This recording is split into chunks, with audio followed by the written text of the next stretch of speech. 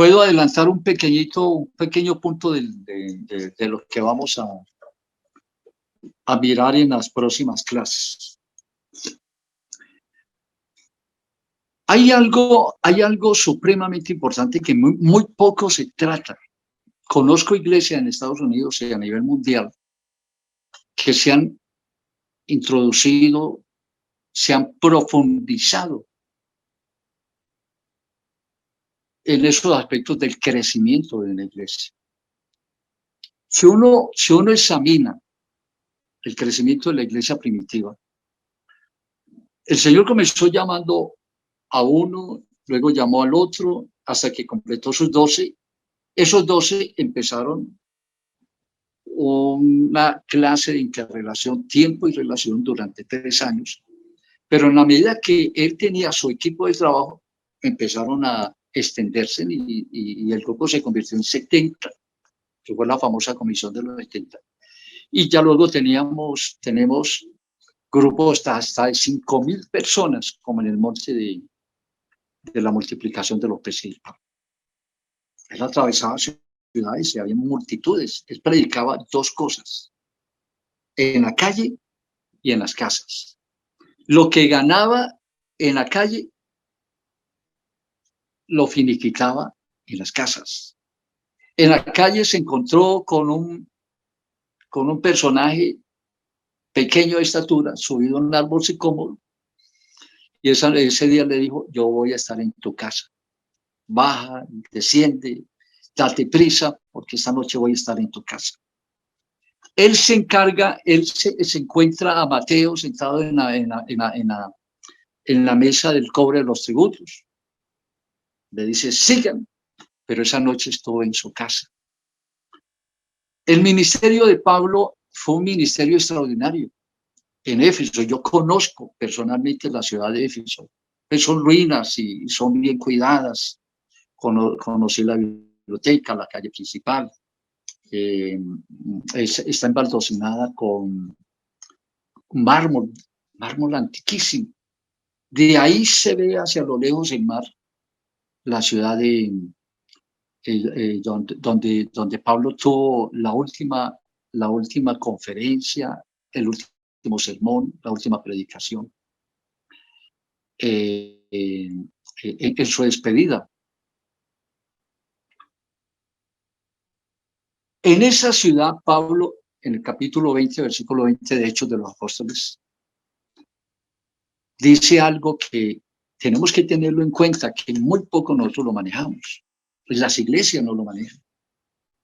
Él dice: como nada que fuese útil en su despedida en Mileto, ese puerto se llama Mileto, en la despedida en Mileto, que está con los ancianos, con el grupo vital, que se ganó durante 3 años predicando.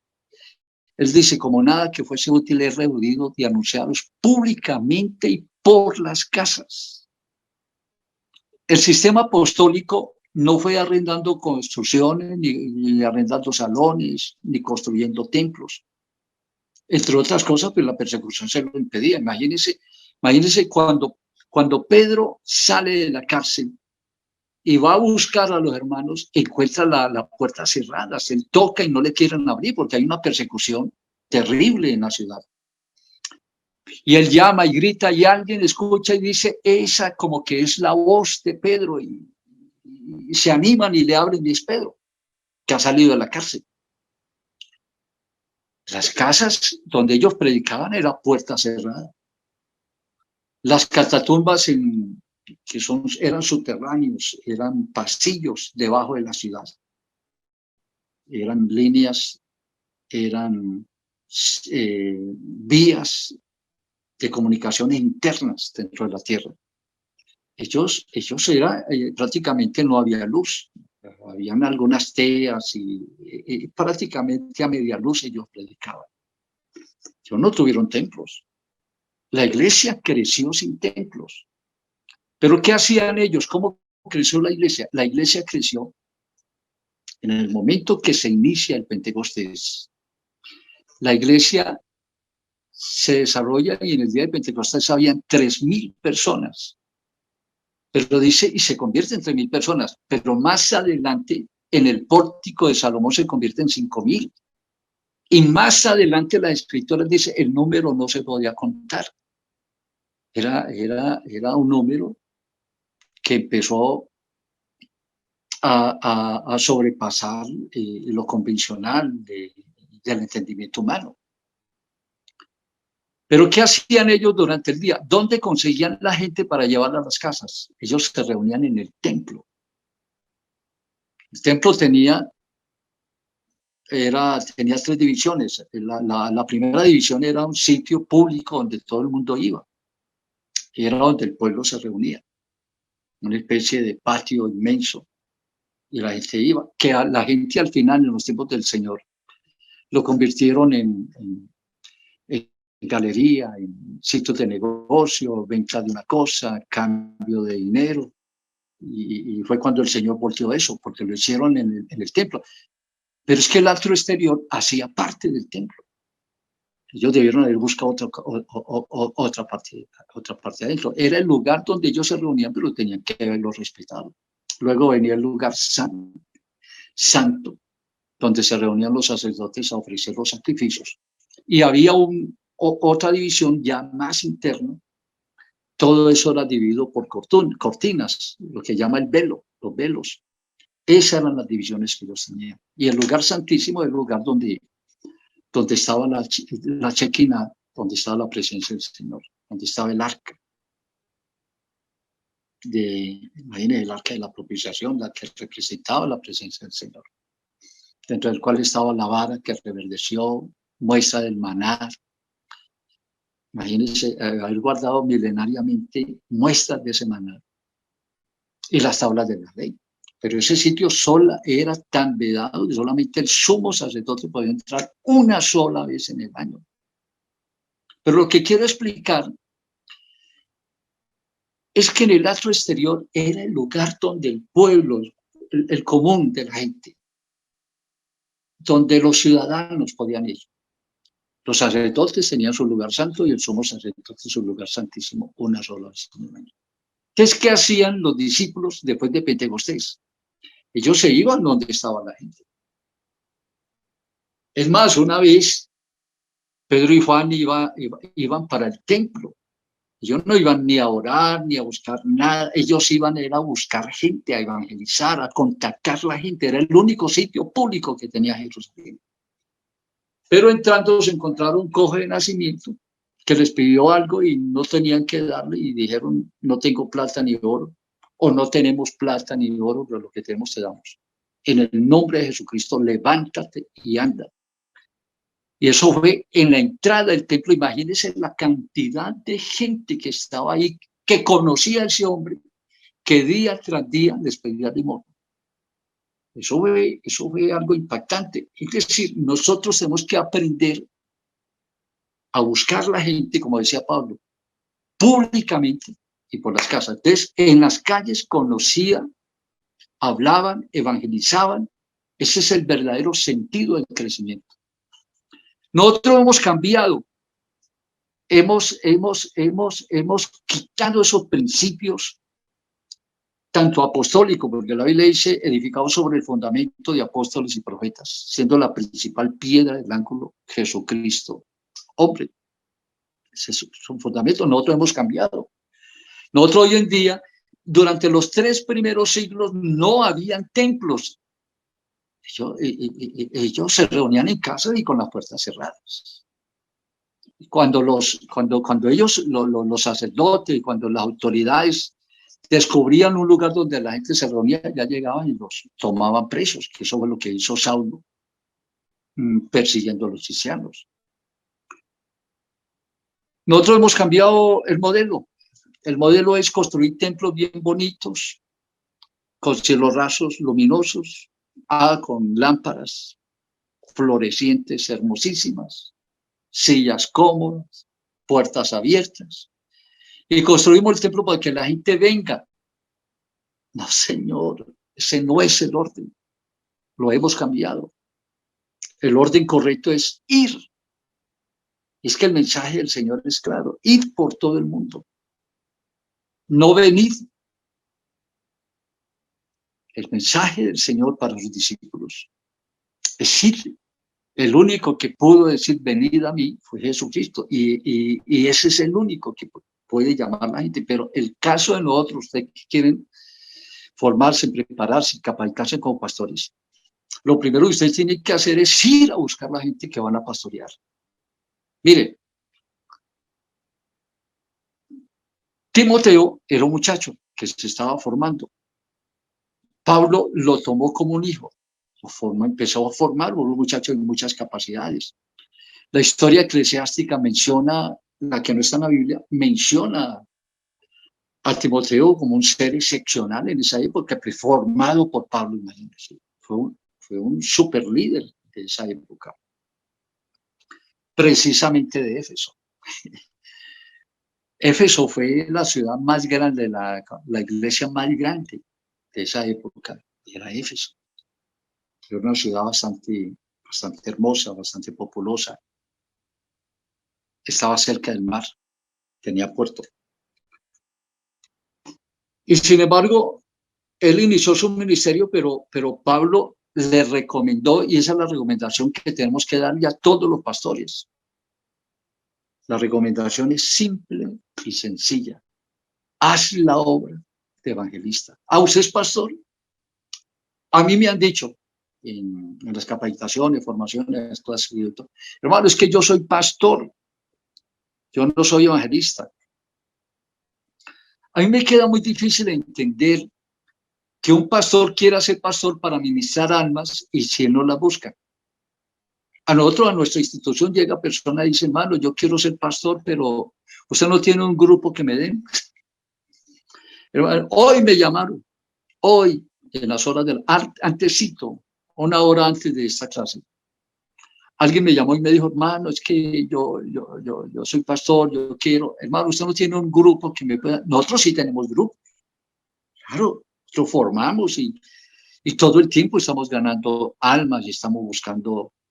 En esos últimos días se nos ha llegado muchísimos grupos de personas que no tienen un pastor, que no tienen, están a la deriva, están pidiendo el apoyo nuestro como pastores. Yo soy pastor, todos los que estamos aquí somos pastores, los que estamos trabajando en estas clases. Pero a mí me queda tan difícil de entender que un pastor quiera ser pastor, pero hay que entregarle las almas, hay que entregarle las ovejas para que las pastoree. Entonces Pablo le enseñó a Timoteo lo correcto. Usted es pastor, hace la obra de evangelista. En otra palabra le dijo, usted quiere ser pastor, busque las almas que va a ministrar.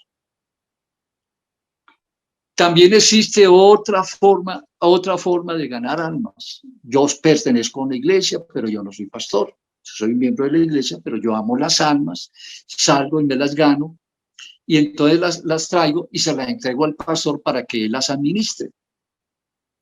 Esas almas le van a dar los diezmos a la iglesia le va a dar al pastor, ese pastor las va a formar, y cuando venga el príncipe de los pastores, es él el que va a recibir la corona incorruptible de gloria que Dios tiene para los pastores. Entonces, ¿qué está haciendo el creyente? Ganando almas, pero no es un pastor.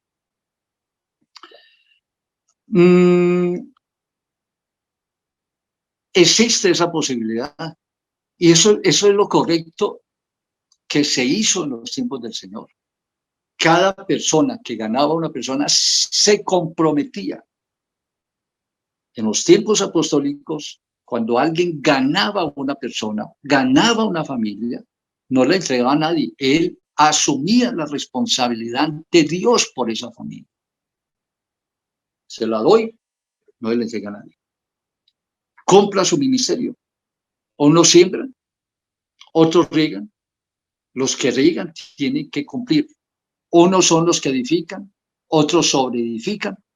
Por eso dice la Biblia, el que sobreedifica tenga mucho cuidado en no dañar lo que el otro hizo.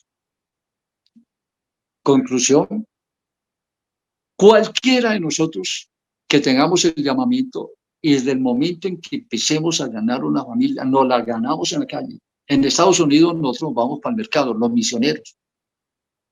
Yo hago parte de una institución de 40,000 pastores en el mundo. La United Pentecostal Church Internacional. yo tengo mi licencia, hago parte de ese grupo mundial. De ahí vienen muchísimas organizaciones y de allá nos mandaron misioneros a Colombia hace 84 años. De esa gente hemos aprendido muchísimo. Para ser misioneros, dejaron todo, abandonaron todo y se fueron para los países. Dejaron su familia. En esos países, como pasó con el hermano Larsen, se le murió su esposa, quedó solo en este país. ¿Cuántos han luchado por llevarles el mensaje a muchísima gente? Pero qué hermoso uno ganar las almas y administrarlas. En Estados Unidos y en los diferentes países donde un misionero llega, comenzamos con la esposa, los hijitos, en un saloncito, en un garaje, en la sala, en el comedor. Con eso comenzamos. Primera escuela dominical, yo, mi esposa y los hijos. Segunda escuela dominical, yo, mi esposa y los hijos, la tercera. Pero en la medida que va avanzando los días, nos vamos para el mercado, nos vamos para la tienda, nos vamos para el paradero de buses, nos vamos para la plaza donde hay gente, para los almacenes, y ahí vamos encontrándonos con la gente. Mucho gusto, yo soy Orlando Rivera, soy predicador del Evangelio, enseño en las casas. Si usted necesita que yo le predique, le enseñe, yo voy a su casa, me identifico. Nosotros damos identificación. Como instituto, les vamos a dar una identificación si usted la necesita. Y se necesita una con resolución y de todo. Perdón, con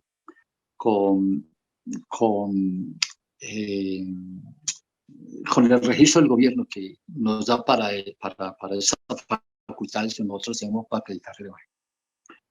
Si usted necesita presentarse, usted puede presentarse, pero nosotros tenemos que constatar que realmente usted sea una persona que realmente quiere servir a Dios, quiere predicar, quiere ganar las almas. Entonces llegamos y hablamos con la gente, llevamos algunos trataditos y empezamos a compartir, y luego la persona dice, sí, visíteme, que yo quiero. Mire, nosotros hemos salido a buscar la gente y hemos encontrado gente que me dice, ay, hermano, yo era convertido hace 20 años, 10 años, y me trasladé de ciudad y no volví nadie. Uno encuentra gente de toda. Estoy enfermo, mire, que usted puede hacer algo por mí, yo he oído que ustedes oran por los enfermos. Otros dicen, qué bueno, yo vengo hace algún tiempo escuchando el mensaje por la radio. Ay, qué bueno que usted fuera a mi casa. Uno encuentra gente de ese tipo. Usted va a encontrar al diablo allá, metido en la vida, lo van a maldecir, lo van a amenazar. Usted el diablo lo encuentra, pero encuentra también gente ansiosa, deseosa, que usted le lleve el mensaje. En esa casa, esa familia, los amigos de esa familia. Mire, cuando el Señor liberó al endemoniado Gadareno, los discípulos estaban buscando comida, él se lo encontró personalmente, hizo una administración extraordinaria. Una de las administraciones más impresionantes que hizo el Señor fue con el endemoniado Gadareno.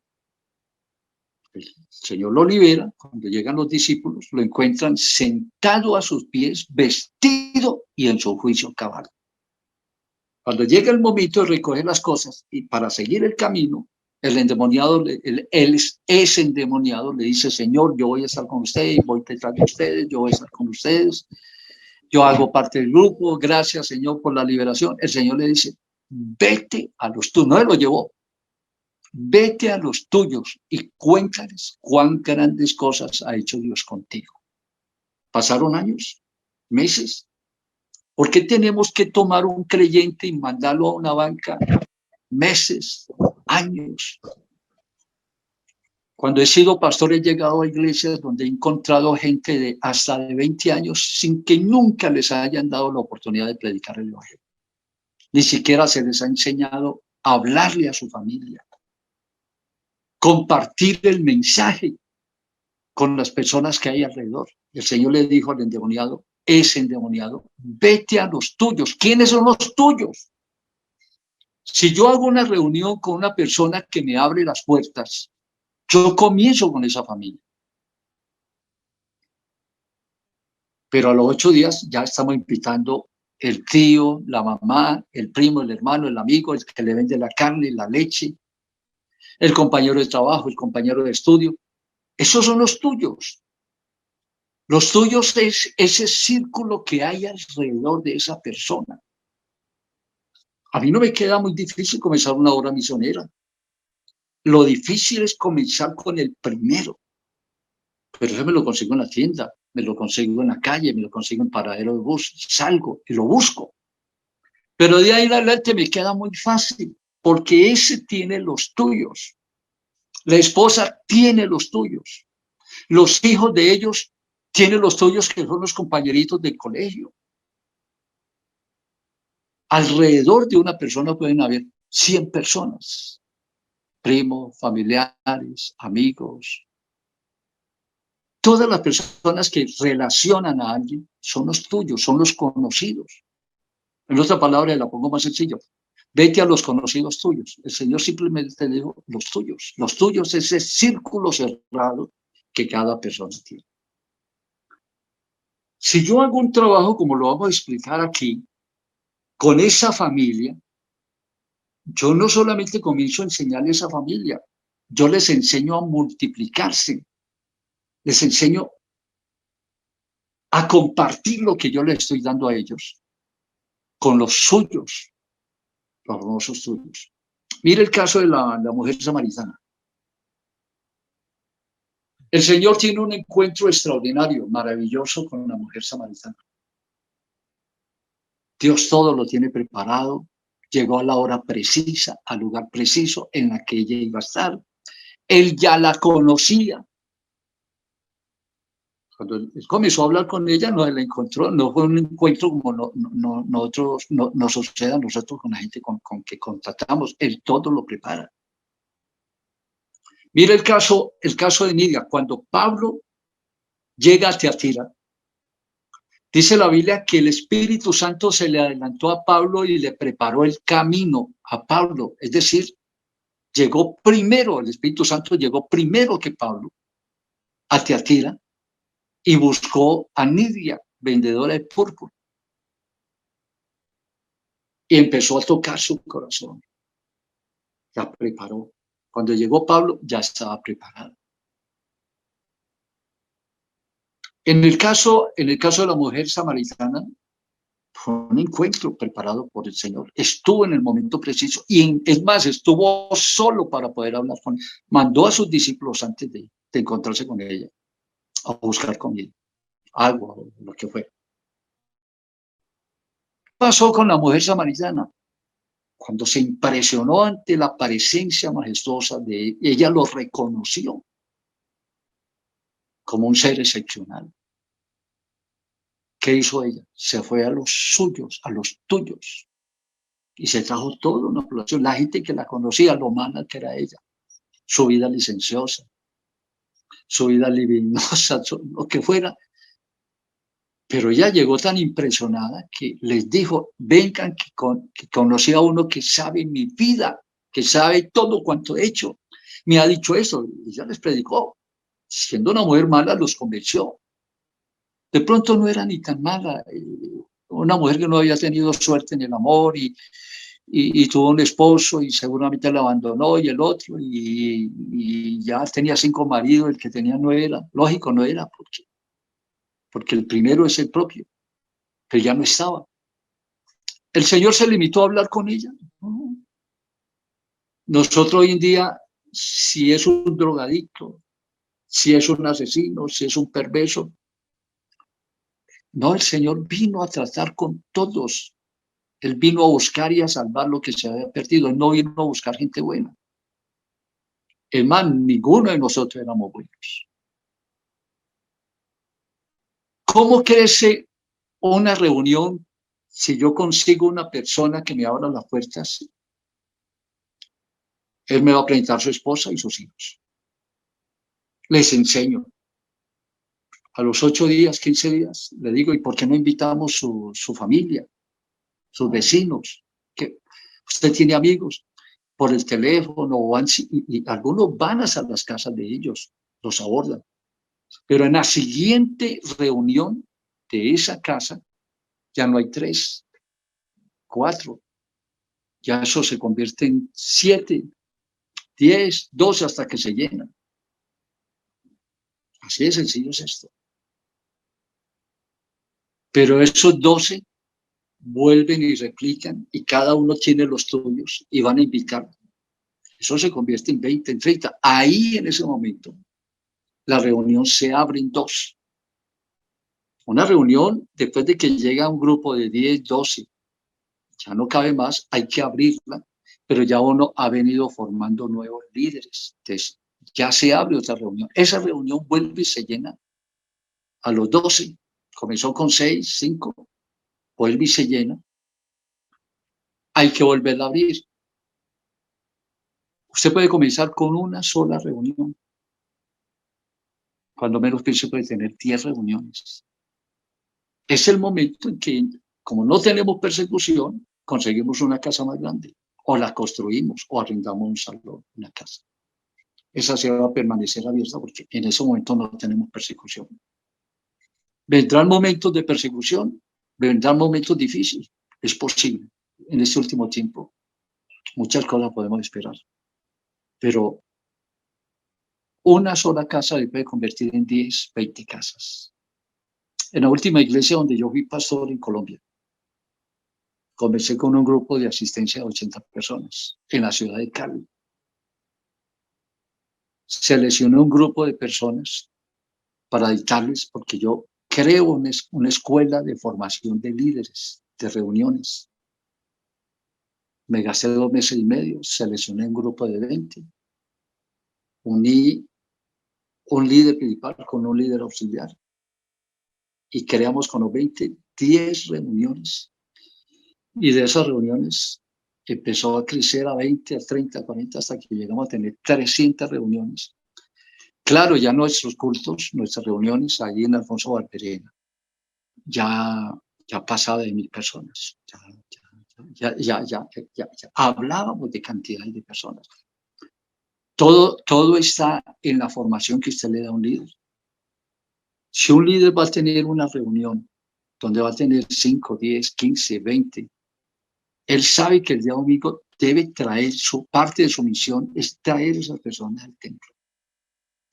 Si son 300 reuniones y en cada reunión hay 10, 12, 3, 4, 5, porque están comenzando, ¿cómo no va a crecer una iglesia de esa manera? Hoy les estoy resumiendo para que usted vaya teniendo claro más o menos la idea, clara la idea, que sí se puede tener una iglesia grande. Un hombre muy famoso que acaba de morir este año, fue mi admiración, el doctor David Cho, Paul Yonggi Cho. Más tarde se cambió el nombre de David Cho. Fue el pastor con la iglesia más grande del mundo en Seúl, Corea. Yo conozco, era un coliseo inmensísimo y había reuniones los lunes, reuniones en la mañana varias, como 3 reuniones por la tarde y por la noche, todos los días. Se reunían sumando todos los asistentes en la semana, incluyendo los domingos, por la mañana, por la tarde. A toda hora había cultos. Entraban unos, salían unos, entraban otros. Cuando ya este culto terminaba, que terminaba una hora precisa, y era porque ya había filas esperando para entrar al siguiente culto. Algo así como los que han asistido a las convenciones, ¿no? Termina un culto en la mañana y el otro. Allá era continuo, termina uno y lo siguiente. Muchas organizaciones cristianas lo hacen, la famosa media iglesias. Y él llegó a tener 1 millón de personas, la iglesia más grande del mundo, Seúl, Corea. El hermano acaba de morir, un gran ministro de las asambleas de Dios. Pero ese hombre se dio a la tarea de enseñar eso. Fue un hombre de muchas revelaciones y él entendió que el sistema de crecimiento de la iglesia primitiva era a través de las reuniones. Él tenía líderes Cuando él empezó a formar las mujeres como líderes de reunión, tuvo muchos problemas porque la cultura de esos países subyugan a la mujer. La mujer tiene que permanecer en silencio, la mujer vive humillada, no puede hablar, no puede nada de esas cosas. Y él tuvo algunas dificultades, pero él venció esas dificultades. Y gran parte de los líderes de reuniones en las casas eran mujeres. Yo creo mucho en la mujer. Nosotros tenemos un equipo de mujeres que vamos a empezar a entrenar los días miércoles. Son mujeres que ya vienen siendo preparadas y van a ser grandes líderes. Yo espero que de este grupo, algunas mujeres las logremos formar y sean grandes líderes. Recuerde que la Biblia dice, cuando se derramó el Espíritu Santo el día de Pentecostés, la Biblia dice, bueno, eso lo dice Joel, pero Pedro citó el texto de Joel que dice, pues esto es lo dicho por el profeta Joel que dijo, hablando sobre el Espíritu Santo, dice, sobre mis siervos y sobre mis siervas derramaré mi Espíritu Santo y profetizarán. El ministerio de la salvación de las almas no está definido únicamente para los hombres. Esta es una labor, por eso aquí en esta clase tenemos mujeres ansiosas, porque ellas también tienen un llamamiento.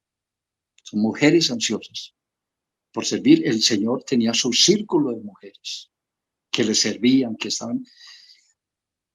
Es decir, el Señor tuvo ese privilegio de tener mujeres que le servían a Él. Él las amaba. Y no los amaba como dice el mundo perverso y pecador, por ser mujeres. Las amaba porque Él es su formador, su creador. Él sabe lo que es una mujer. Cuidadosa, pudorosa. Las mujeres son fieles. Yo diría más fieles que los hombres. Las mujeres son leales. Las mujeres hacen las cosas con más dedicación. Le ponen más alma a las cosas. Son cuidadosas. Nosotros los hombres tenemos lo nuestro y tenemos cosas maravillosas, extraordinarias, que no las tiene la mujer, entre otras cosas. Pero las mujeres tienen un sentido especial de responsabilidad, que a veces nosotros los hombres, tenemos una perspectiva, una visión muy general. La mujer es muy detallista en hacer las cosas bien. Sobre mis siervos y sobre mis siervas derramaré mi Espíritu Santo y profetizarán. Y Dios les dio un privilegio. Son tan dedicadas que las que fueron a cuidar, a limpiar, a organizar, porque al Señor lo enterraron ya prácticamente comenzando el día de reposo. Y llegaron a ungirlo, a acabar de limpiar, a echarle perfumes. ¿Por qué no lo hicieron los hombres? O ellos estaban en sus cosas, y en sus luchas, en sus peleas, y ahora qué hacemos, para dónde nos vamos. Y de hecho se volaron. Pero las mujeres sí fueron temprano, son detallistas. Y a ellas les predicó. ¿Sabe quiénes fueron las primeras predicadoras de la gracia? Los primeros predicadores de Cristo resucitado no fue un hombre, fueron las mujeres. María Magdalena y detrás de ella las otras mujeres. Ellas fueron las que le llevaron el mensaje Cristo resucitado. Las primeras predicadoras de la era apostólica fueron mujeres. Y Dios les concedió ese milagro, ese privilegio, ese gusto. Entonces nosotros, yo me siento honrado teniendo a las mujeres. Hoy he estado entrevistando mujeres. Qué hermoso oírlas, con ese anhelo, ese deseo, ese gozo tan inmenso de poder tener una oportunidad de servirle al Señor. Yo no sé si esta charla quedó grabada, pero me gustaría que fuera editada para que quedara como una introducción para el resto de grupos. Ha sido un gusto, ha sido algo muy grande. Y en la próxima clase ya vamos a entrar de lleno a estudiar algo muy importante, la Gran Comisión, el sistema que utilizó el Señor para llevar el Evangelio a todo el mundo. Rodolfo, hermano Rodolfo. Les habla el hermano Rodolfo Obando. Bueno, por la gracia de Dios, me siento bendecido, honrado de formar parte de este nuevo y gran equipo de trabajo que empieza a nacer y a surgir con esta gran expectativa de servir al Señor en cada uno de los lugares donde nos encontremos y con grandes expectativas, grandes proyecciones. Felicitar a cada uno de los estudiantes, hermanos que se quieren capacitar. Y estamos a la orden, cualquier pregunta, cualquier inquietud, ya tenemos en agenda todo dispuesto y disponible para cualquier pregunta, las que han hecho ustedes ahí también les estaremos dando oportuna respuesta. Este siervo de parte de Dios va a estar muy atento para que cualquier inquietud, cualquier sugerencia y con muchísimo gusto no duden en preguntarlo. Dios les bendiga, muchas gracias. Estaremos al pendiente de todos los demás aspectos que se den en el transcurso de estas capacitaciones importantísimas para la vida en el servicio al Señor. Ok, Dios los bendiga a todos. Ha sido un gusto bastante grande y les agradezco mucho haber participado.